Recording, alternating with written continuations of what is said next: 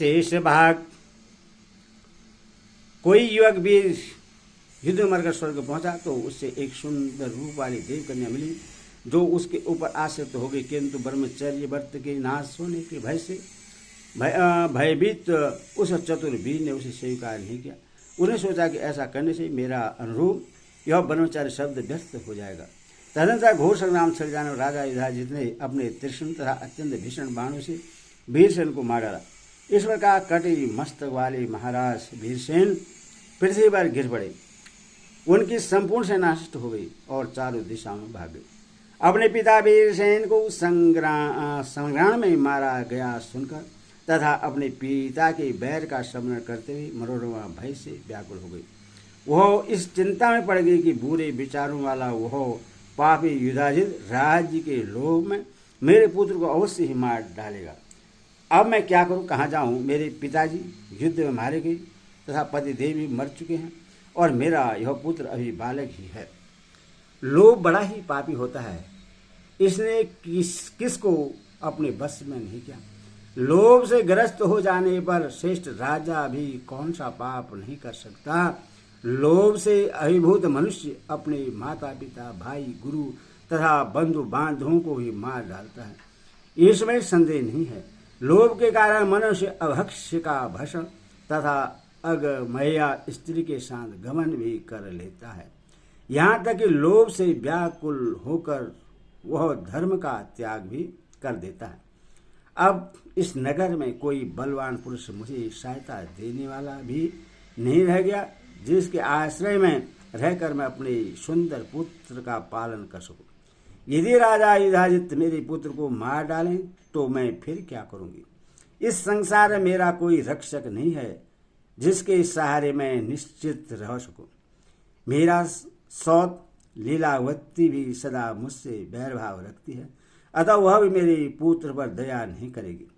युधाजित के रणभूमि से लौटकर आ जाने पर मेरा यहाँ से निकल भागना संभव नहीं हो सकेगा। वह मेरे पुत्र को बालक जानकर उससे कारागार में डाल देगा। सुना जाता है कि पूर्व काल में इंद्र ने अपने वज्र को अत्यंत छोटा बनाकर अपनी सौतली माता दीति के गर्भ में प्रवेश करके गर्भस्थ शिशु को काटकर उसके 7 टुकड़े कर दिए थे। उसके बाद उसने पुनः एक एक टुकड़े के 7 खंड कर दिए थे। वही आगे चलकर देवलोक में 49 मरुत के रूप में प्रतिष्ठित हुए। मैंने यह भी सुना है कि पूर्व काल में एक राजा की किसी रानी ने अपनी सौत के गर्भ को नष्ट करने के उद्देश्य से उससे विष दे दिया था। कुछ समय बीतने पर वह बालक विष के साथ उत्पन्न हुआ। इसी से वह भूमंडल में सगर नाम से प्रसिद्ध हो गया। महाराज दशरथ की भार्या कैकेयी ने पति के जीवन काल में ही उनके ज्येष्ठ पुत्र रामचंद्र को वनवास दे दिया था, जिसके फलस्वरूप राजा दशरथ की मृत्यु भी हो गई। जो मंत्री मेरे पुत्र सुदर्शन को राजा बनाना चाहते थे, वे भी अब विवश होकर युधाजित के अधीन हो गए हैं। मेरा भाई भी ऐसा योद्धा नहीं है जो मुझे बंधन से छुड़ा सके। देव योग से मैं महान संकट में पड़ गई हूँ, फिर भी उद्योग तो सर्वदा करना ही चाहिए। सबलता तो देव के अधीन है, अतः अब मैं अपने पुत्र की रक्षा के लिए शीघ्र ही कोई उपाय करूंगी। ऐसा सोचकर वह रानी अति सम्मानित सभी कार्यों दक्ष तथा विचार कुशल श्रेष्ठ मंत्री परवर बिदल को बुलाकर उन्हें एकांत में ले गई और बालक को हाथ में लेकर रोती हुई दीन मन वाली उस मनोरमा ने अत्यंत दुखित होकर उनसे कहा, मेरे पिता युद्ध में मारे गए और मेरा यह पुत्र अभी अभूत बालक है। राजा युधाजित बलवान है, ऐसी परिस्थिति में मुझे क्या करना चाहिए, मुझे बतलाए। तब बिदल ने उससे कहा, अब यहाँ नहीं रहना चाहिए, हम लोग यहाँ से वाराणसी के वन में चलेंगे। वहाँ सुबाहु नाम के विख्यात मेरे मामा रहते हैं, वे स्मृतिशाली तथा महाबलशाली हैं, वे ही हमारे रक्षक होंगे। मन में युधाजित की दर्शन की लालसा से नगर से बाहर निकल चलना चाहिए कि रथ पर सवार हो प्रस्थान कर देना चाहिए, इसमें शंका की आवश्यकता नहीं है। बिदल के ऐसा कहने पर रानी मनोरमा लीलावती के पास गई और बोली, सुनैने, मैं तुम्हारे पिताजी का दर्शन करने जा रही हूँ। ऐसा कहकर मनोरमा एक दासी और मंत्री बिदल को साथ लेकर रथ पर सवार हो नगर से बाहर निकल गई।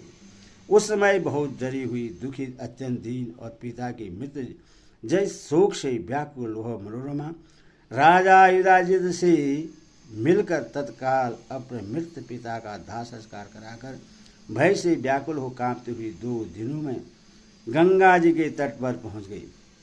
वहां के निषादों ने उससे लूट लिया और उसका सारा धन और रथ छीन लिया। सबको लेकर वे धूर्त दस्यु चले गए।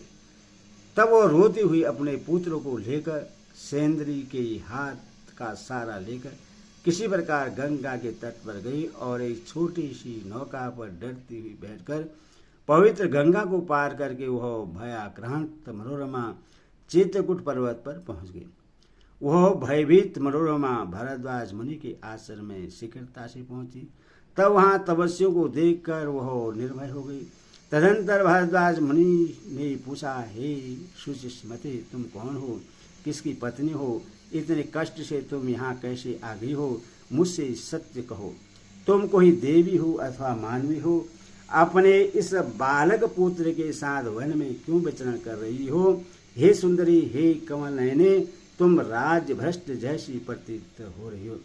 मुनि के पूछने पर उस रूपवती रानी ने कुछ भी उत्तर नहीं दिया और दुख से संतप्त होकर रोती हुई उसने अपने मंत्री बिदल को सारी बातें बताने के लिए संकेत किया। तब बिदल ने मुनि से कहा, ध्रुव संधि एक शेष नरेश थे, ये उन्हीं की मनोरमा नाम वाली धर्मपत्नी है। सूर्यवंश में उत्पन्न उन महाबली महाराज को सिंह ने मार डाला। सूरदर्शन नामक यह बालक उन्हीं राजा का पुत्र है। इनके अत्यंत धर्मात्मा पिता अपने इसी दोहित्र के लिए संग्राम में मारे गए। अतएव युधाजित के भय से सत्रस्त होकर ये इस निर्जन वन में आई हुई है। हे महाभाग, हे मुनिश्रेष्ठ, अभूत पुत्र वाली ये राजपुत्री अब आपकी शरण में आई है, अतः आप इनकी रक्षा कीजिए। किसी दुखी प्राणी की रक्षा करने में यज्ञ करने से भी अधिक पुण्य बतलाया गया है। भयभीत तथा दीन की रक्षा को तो और भी अधिक फलदायक कहा गया है। ऋषि बोले, हे कल्याणी, तुम यहाँ भय रहित होकर निवास करो। हे सुवर्ते, अपने पुत्र का पालन पोषण करो। हे विशाल नयने, यहाँ तुम्हें शत्रुओं से उत्पन्न होने वाला किसी प्रकार का भी भय नहीं करना चाहिए। तुम अपने इस कांतिमान पुत्र का पालन करो। तुम्हारा यह पुत्र आगे चलकर राजा होगा। यहाँ तुम लोगों को कभी भी कोई दुख या सुख नहीं होगा। यहाँ तुम लोगों को कभी भी कोई दुख या शोक नहीं होगा। ब्याह जी बोले, मुनि के इस प्रकार कहने पर महारानी मनोरमा निश्चित हो गई और मुनि के द्वारा प्रदान की गई एक कुटिया में वे शोक रहित होकर निवास करने लगी। इस प्रकार सूर्यदर्शन का पालन पोषण करती हुई वे मनोरमा अपनी दासी और मंत्री बिदल के साथ वहां रहने लगे। एतेषां देवी भागवते महापुराणे अष्टादश सहस्राणां सहितानां तीर्थश्री मनोरमा भरद्वाज आश्रम प्रतिगमन नाम 15 अध्याय। ओम अग्निमाता की जय।